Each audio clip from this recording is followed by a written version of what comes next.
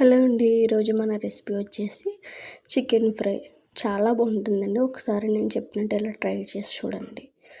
ముందుగా నేను దీనికోసం ఒక 500 గ్రామ్స్ వరకు చికెన్ తీసుకున్నాను. ఇలా మీడియం సైజ్ ముక్కల కింద తీసుకోండి, బాగుంటుంది ఫ్రైకి. అలాగే దీన్ని బాగా క్లీన్ చేసుకుని నిమ్మరసం ఉప్పు వేసుకుని క్లీన్ చేసుకోండి, వాసన రాకుండా ఉంటుంది. అలాగే ఇప్పుడు దీంట్లోకి మనం కొంచెం పసుపు, 1 టేబుల్ స్పూన్ వరకు కారం, కొంచెం ఉప్పు, అలాగే ఒక 1/2 టేబుల్ స్పూన్ వరకు అల్లం వెల్లుల్లి పేస్ట్, ఒక చెక్క నిమ్మరసము, అలాగే 1 టేబుల్ స్పూన్ వరకు ఆయిల్ కూడా యాడ్ చేసుకుని మొత్తం ఒకసారి మిక్స్ చేసుకోండి.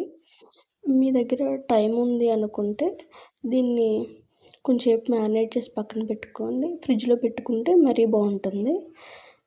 టైం లేకపోయినా కూడా ఏం పర్వాలేదు, టేస్ట్ అనేది బాగుంటుంది. ఒక 10 మినిట్స్ అలా పక్క పెట్టుకున్నా కూడా బాగుంటుంది. ఇలా మ్యారినేట్ చేసుకుని చాలా జ్యూసీగా ఉంటుంది. ముక్క కూడా తినేటప్పుడు చాలా బాగుంటుంది. ఇప్పుడు దీన్ని ఒక 5-10 నిమిషాలు పక్కన ఉంచేసుకుందాం. ఇప్పుడు ప్యాన్ పెట్టుకుని ఒక 2 టేబుల్ స్పూన్ వరకు ఆయిల్ యాడ్ చేసుకోండి. దీంట్లోకి ఒక చిన్న దాల్చిన ముక్క, ఒక 2 యాలకులు వేసుకోండి.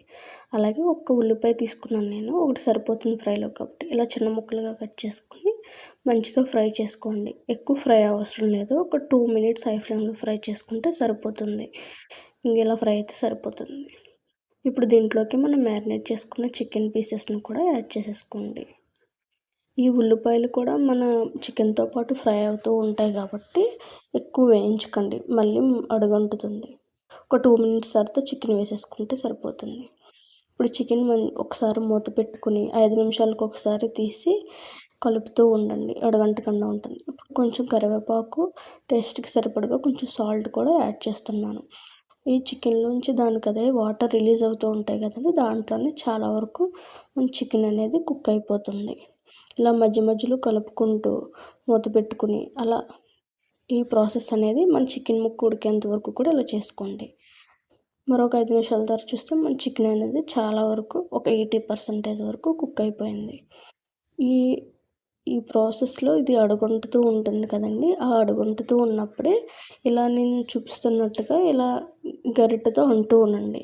టేస్ట్ అనేది చాలా బాగుంటుంది. ఎప్పటికప్పుడు అడుగంటకుండా అలా కలుపుతూ ఉంటుంటే అది గ్రేవీ కూడా చికెన్ పెట్టి టేస్ట్ అనేది బాగుంటుంది. ఇప్పుడు దీనిలోకి 1 టేబుల్ స్పూన్ వరకు అల్లం వెల్లుల్లి పేస్ట్ని కూడా వేసుకుని మంచిగా ఒకసారి మొత్తం కలుపుకోండి.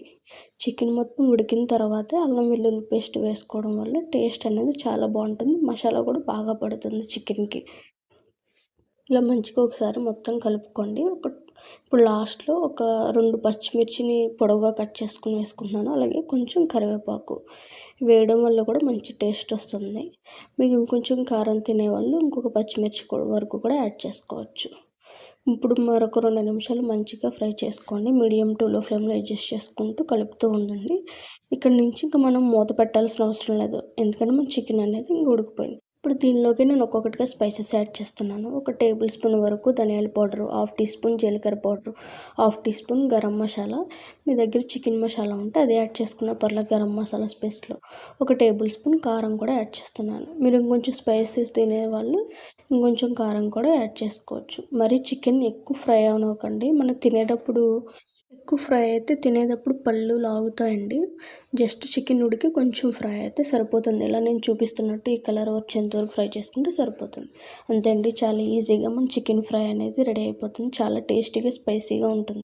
మన రెసిపీ నచ్చినట్లయితే లైక్ చేయండి, షేర్ చేయండి, కామెంట్ చేయండి. మన ఛానల్ని సబ్స్క్రైబ్ చేసుకోండి.